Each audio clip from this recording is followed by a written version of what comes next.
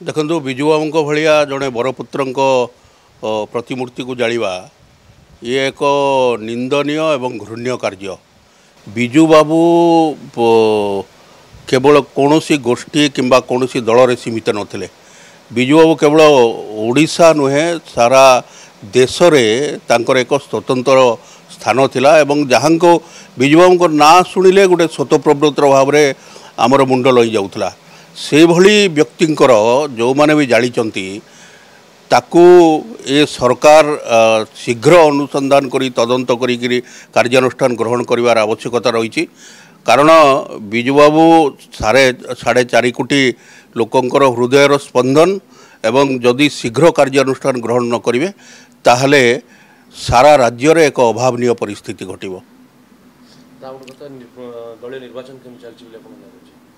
दलिया निर्वाचन दलर कर्मकर्ता माने अछंती, दलर सभापति अछंती, से जहाँ निर्देश दौरान से भाई भाव में चलती।